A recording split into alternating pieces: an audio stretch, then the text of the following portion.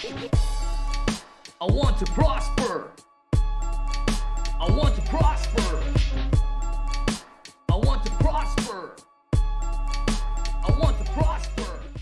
Hey, everybody. Welcome to the show. Hope everybody in the Prosper Nation is doing well. And we've got an exciting e-commerce stories Philippine edition for you. It's going to be all about publishing, digital books, traditional books, and the story of Kate Jam Placido of LitArt Publishing. Hey, Kate, how's it going? Hi, good afternoon. I'm doing great. Happy New Year.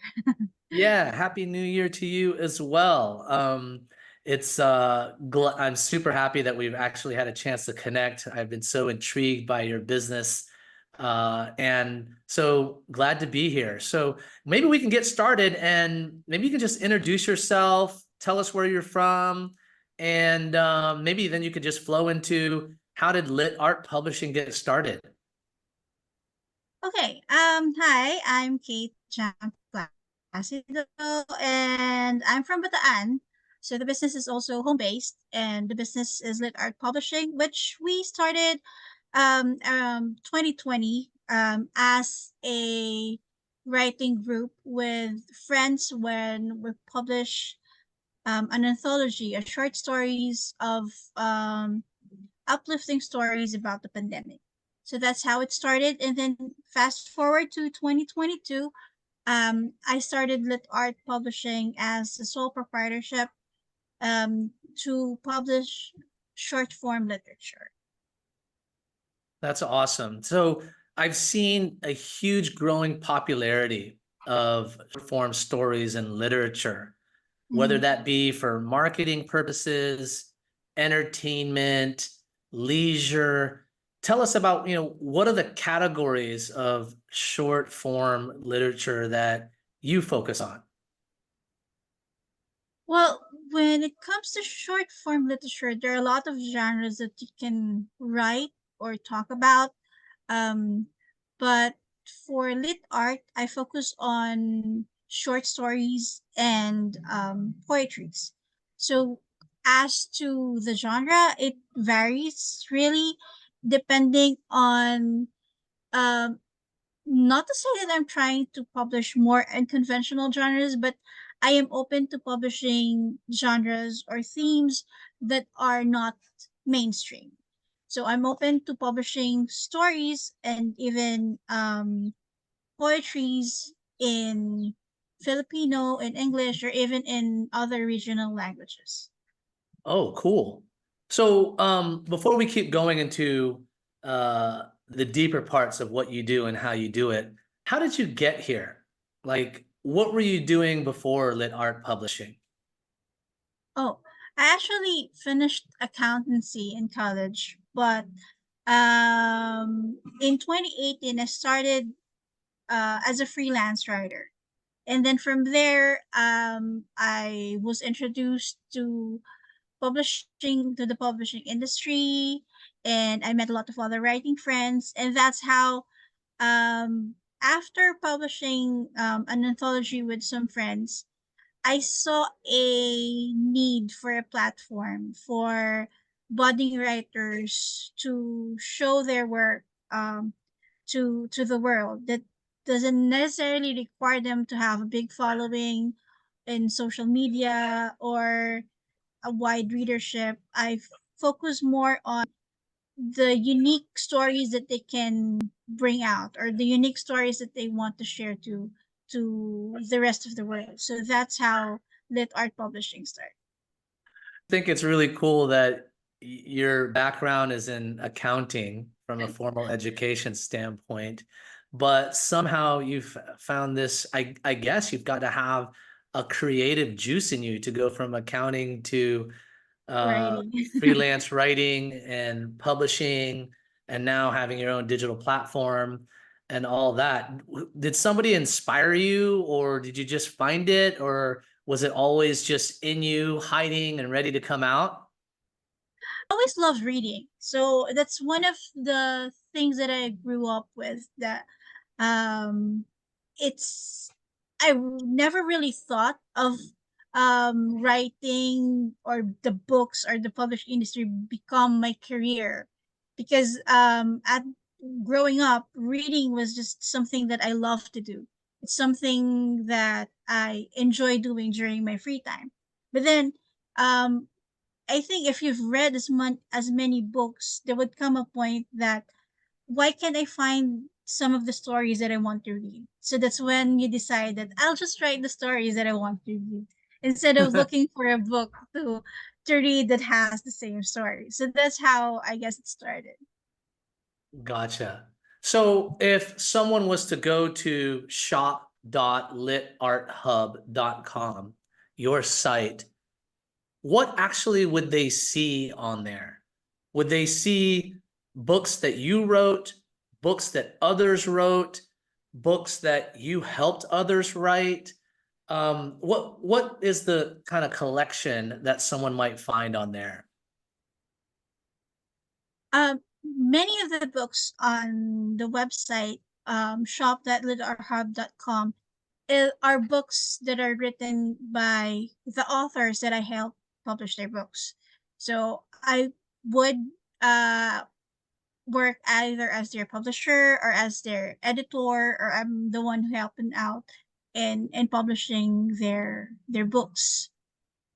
Oh, so you actually help people. You're not just selling books Mm, online.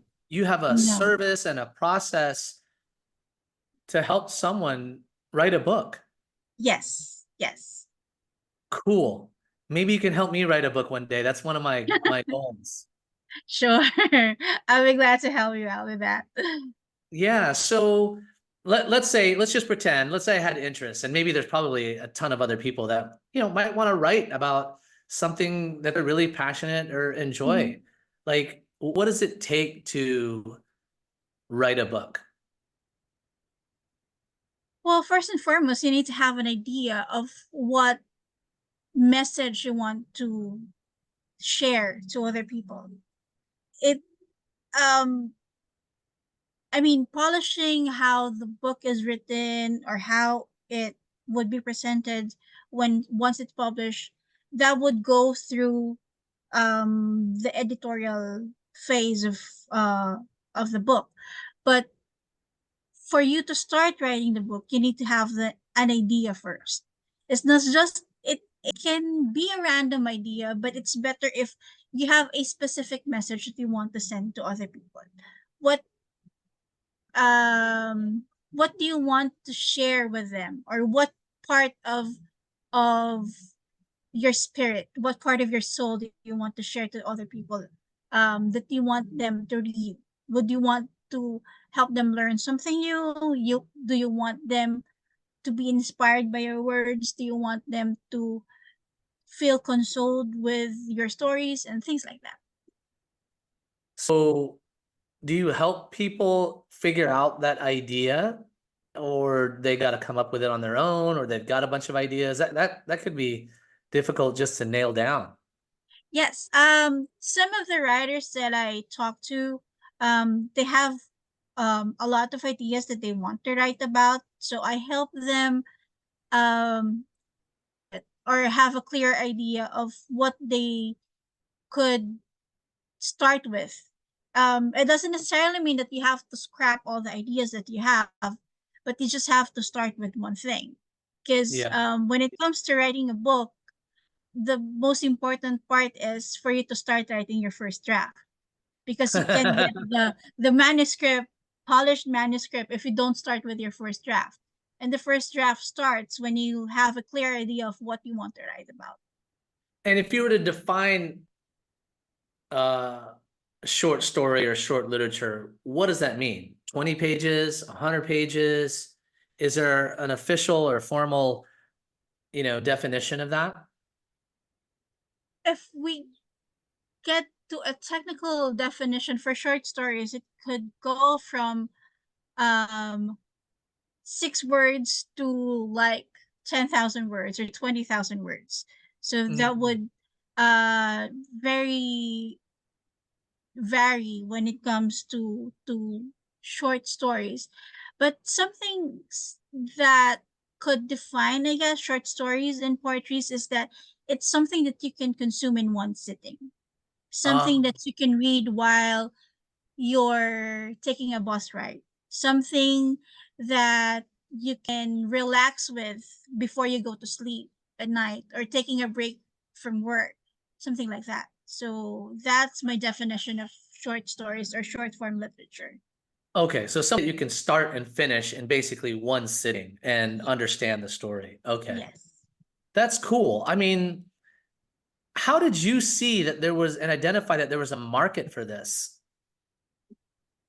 Well, it is a fast-paced world right now. So people, um, although there are still a lot of people who likes to read novels or buy books, buy novels like that, but not many of them would have the time to finish the book in one sitting. Some would uh be frustrated because they can finish the stories, or they would be thinking about the story the whole time that they have to put the book down because they have to work, they have to go to school. And um actually the attention span of people right now is shorter. So that's why I see the um the market, or the possible market for short form literature. The people would want to read something that they can start and finish while taking a break from their work or their school, or while they want to while away the time while waiting in line or something like that. Gotcha. That's a really keen observation, and I think you're totally spot on. And it just tells me that, for anybody out there, you really have to have a good eye and be able to recognize changing consumer behavior. And the consumer behavior that you saw is people's attention spans got shorter because life just got busier, Yes, right? that's true.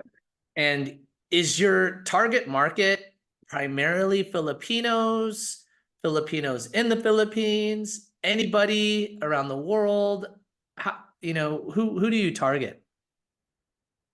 Well, although most of my writers and the books that I publish are focusing on the Filipino culture and Mm, traditions, but I'd like for uh, the other countries to discover what Filipinos can write.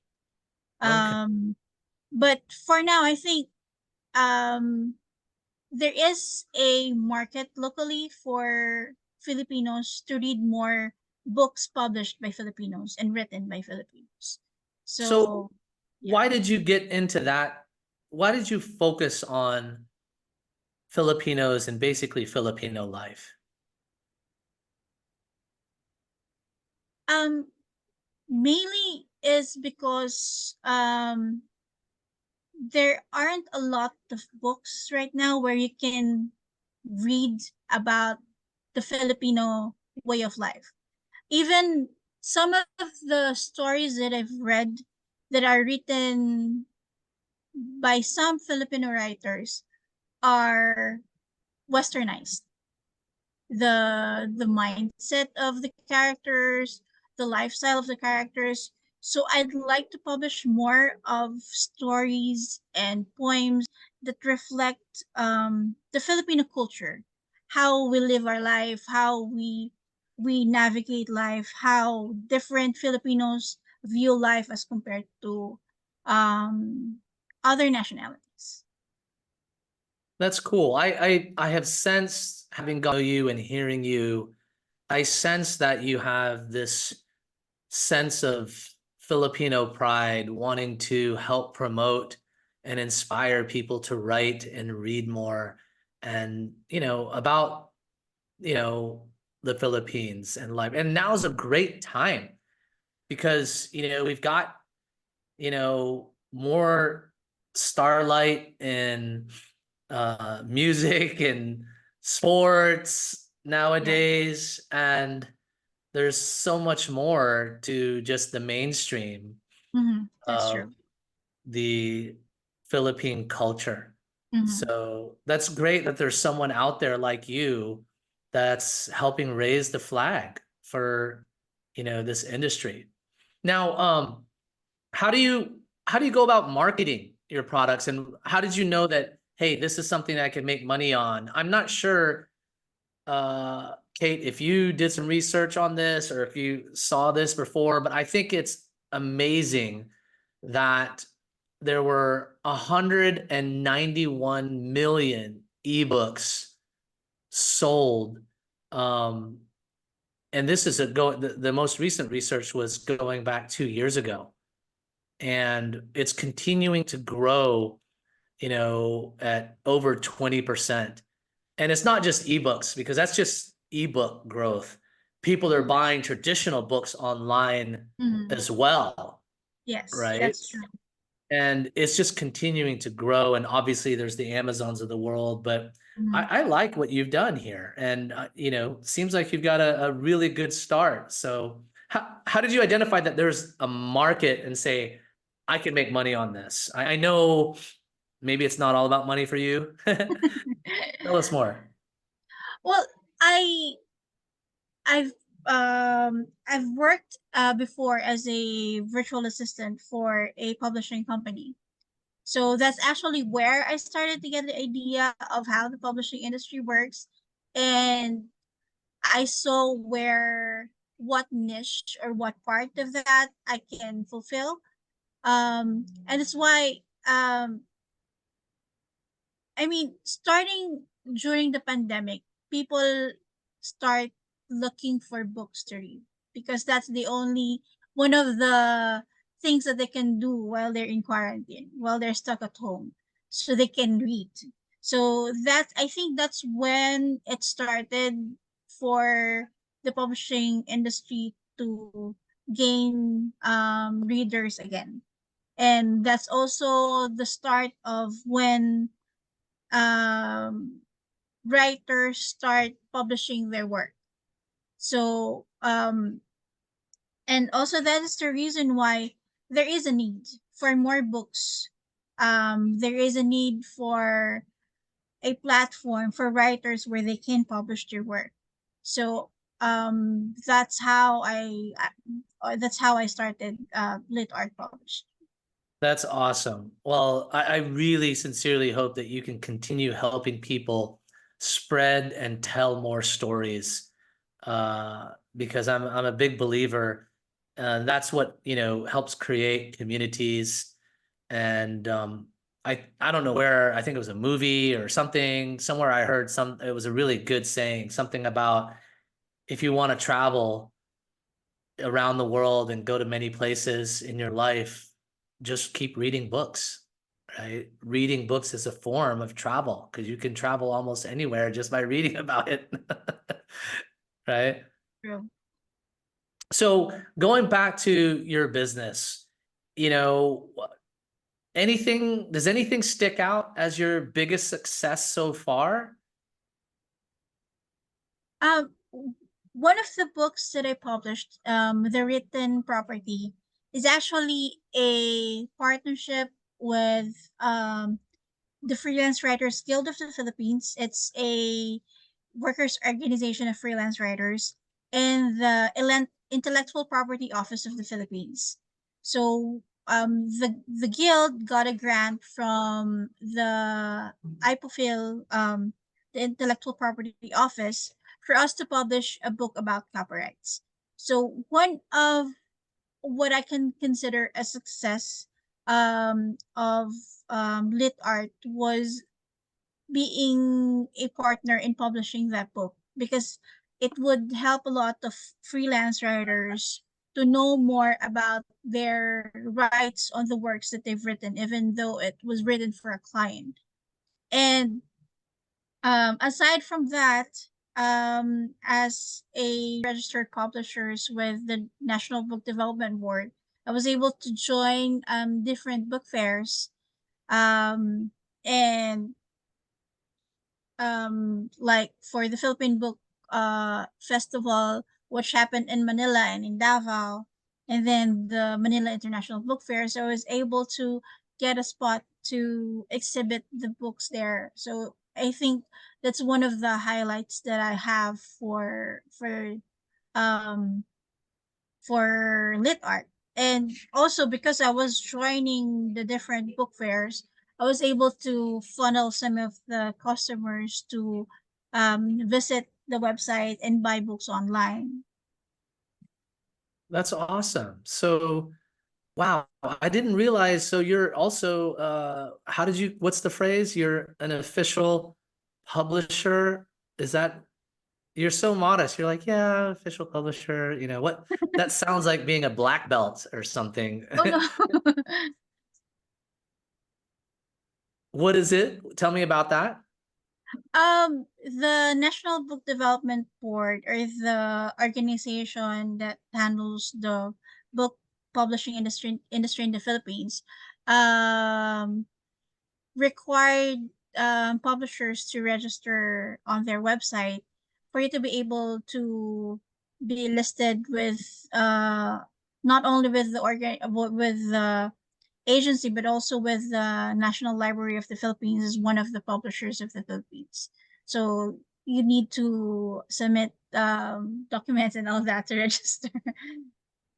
Gotcha. Gotcha. That's cool. Seems like, you're super committed and have really built a good name and reputation for yourself. And that sounds like a great accomplishment, right? So, I mean, I'm sure things have not been that easy. Is there a challenge or something that, you had to really overcome that you care to share that might help others out there in your industry of writing books, publishing, or, taking your business online? What's the biggest challenge you face so far? Well, as a sole proprietor and then having a very small business to start with, one of the challenge is how do you market and how do you distribute the books. So attending the book fairs really help a lot when it comes to networking. So I get to meet other publishers, bookstores that I can partner with. I can sell my books in their bookstores and things like that. I also got to meet different people and also discover writers that who wants to publish their books. Those things. It's um a good challenge, I think, on how to market and distribute the books for your books to be listed and sold in those big platforms. So since I'm still starting out, so the challenge is how I can market the books, how I can distribute it, how can more people read or more people know more about the books that I'm offering. So yeah, social media helps a lot with that. Of course. And Yeah. also So what having what a what channel in marketing do you use most? Social media, blogging, events? it's a mixture of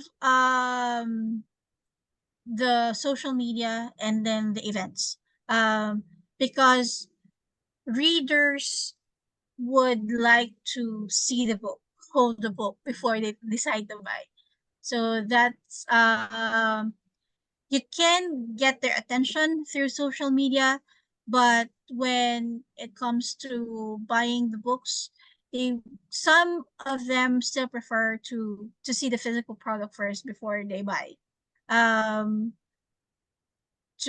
but sometimes during the events, if they can't buy the at that time, that's when they would look for the physical books online and buy it from there. But it's really important to get their curiosity, get their attention first. So social media helps a lot with that. And then book events as well as the online platforms really help hand in hand in the distribution of the book. That's cool. So Kate, you know how much I love what you're doing. So if you don't mind, I'm going to give you some unsolicited advice to help you. Sure. Sure. Yes, so it's interesting. This happens to a lot of people, so you're not alone. So a lot of people focus on their product, Mhm. and your writing and helping others write is the product. Yes. To get more visitors and viewers and people interested that would lead to sales, the good news is you should just continue writing, right? But you're writing in the form of blogs to educate people, right? So that's tip one, so that you can get found on search engines and on social media, right? The second thing is, if people want to touch supposedly the product, we think that they want to touch it. I think they just want to know what's it about, right? So you need to sell the sizzle. So how do you do that in an online platform so that you can help other people sell more and share their story? So what if you did a book summary, but in the form of a video or an audio, right? Because you can now upload and put a video, right, inside your product listing, so people can hear you talk about the book summary. So you can just tell them about the sizzle, right? But of course, you don't want to give away the ending, right? Because that would spoil everybody's fun. And readers that are committed to reading hate that. They don't want to hear the end of the story. They want to live it, experience it, and read it, right? So anyway, just a couple of suggestions. And I think if you did that consistently, and you're probably the person that could do it, because I see you consistently doing all the other stuff that you've been talking about. I'm sure this will help you be successful. Thank you for those suggestions. Yeah. So last but not least, what's in store for, you and LitArt Publishing? When you look at the new year, the future, anything you care to share about what's coming? Well, I'm looking at more book fairs this year. And also I have in line some book launches. So I have new books to publish this year. Um I am still on the lookout and hoping to discover more writers to publish in the future. But for this year, I already have a good amount of books that are in line for publication. That's great. So more books lined up to push, and it sounds like, what you love to do is help others write their stories. And it seems like you've got a great inroad to the book publishing industry. So that's fantastic. Well, Prosper Nation, if you didn't know, selling books online, digital products, or physical products, Kate's just another example of how much opportunity there is. So thanks again, Kate, Jam, Placido, for joining us. And we wish you all the best. And I'm sure you're going to be extremely successful. And thanks again for joining us. Have a great day. Thank you for having me. Have a great day. Take care. Hey, Prosper Nation. Thanks for joining us on another episode of Prosperna eCommerce Stories, where we learn and share success stories of e-commerce businesses and leaders. Please comment, like, share, and subscribe. My name is Dennis Velasco, founder and CEO of Prosperna. See ya.